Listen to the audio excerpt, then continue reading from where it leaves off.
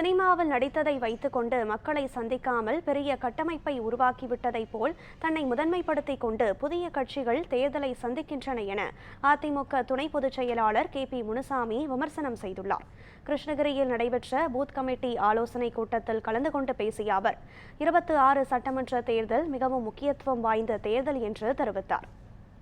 இன்று நாம் கடந்த 50 ஆண்டு காலம் போட்டியில் இருந்த 2 கட்சிகளுக்கும் செல்வாக்குள்ள தலைவர்கள் மறைந்து விட்டார்கள். ஒரு பக்கம் மறைந்த முன்னாள் முதலமைச்சர் திரு கருணாநிதி, மறுபக்கம் நம்முடைய இயக்கத்தினுடைய தலைவர் போற்றுதலுக்குரிய புரட்சி தலைவி அம்மா அவர்கள். இந்த சூழலில் தான் இந்த தேர்தலை நாம் சந்திக்கிறோம். இப்படி சந்திக்கின்ற இந்த சூழலில் புதிய புதிய கட்சிகளும் உருவாகி இருக்கிறது. புதிய கட்சிகளும் உருவாகி ஒரு மாய பிம்பத்தை ஏற்படுத்தி வெளியிலே மக்களை சந்திப்பதில்லை, மக்களோடு நேரடியாக தொடர்பு இல்லை.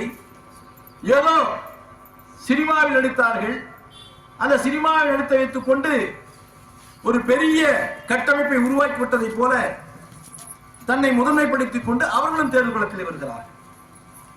இந்த சூழலில் தான் நம்ம இந்த தேர்தலை சந்திக்க இருக்கிறோம். இதில் நாம் விழிப்போடு இருக்க வேண்டும்.